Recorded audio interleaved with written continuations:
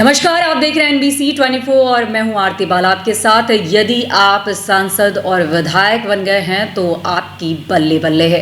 ऐसा हम नहीं कह रहे, ऐसा खुद नीति आयोग की रिपोर्ट बता रही है। दरअसल आप जानकर हैरान होंगे कि देश में 2018 से 2023 के बीच 6 सालों में सिर्फ सांसद विधायकों के वेतन और भत्ते की ही बढ़ोतरी हुई है।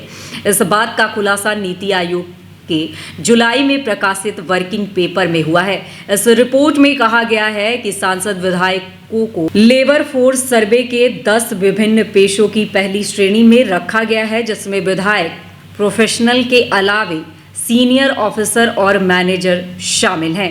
नीति आयोग का यह वर्किंग पेपर विकसित भारत के लिए जॉब क्रिएटर को आगे लाने और प्रगति के इंजन को मजबूत बनाने पर केंद्रित है।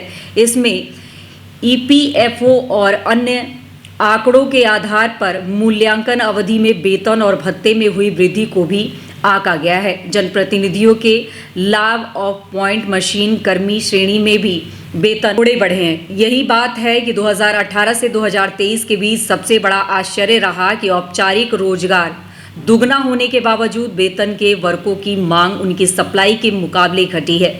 जब क्लीनिंग में कमजोरी का संकेत दिया गया कि हर प्रकार के वर्कर्स में भले हुए सेल्फ एम्प्लॉयड को वेतन भोगी हो या कैजुअल हो, सब में क्लर्कों के वेतन में गिरावट दर्ज की गई है। तो आपको बता दें कि यदि आप विधायक या सांसद बन गए हैं तो समझिए आपकी बल्ले बल्ले हो गई है। ऐसा हम नहीं कह रहे, इस बात का प्रमाण खुद नीति आयोग की रिपोर्ट दे रही है। दरअसल आप जानकर हैरान होंगे कि देश में 2018 से 2023 के बीच 6 सालों में सिर्फ सांसद विधायकों के वेतन और भत्ते में ही बढ़ोतरी हुई है।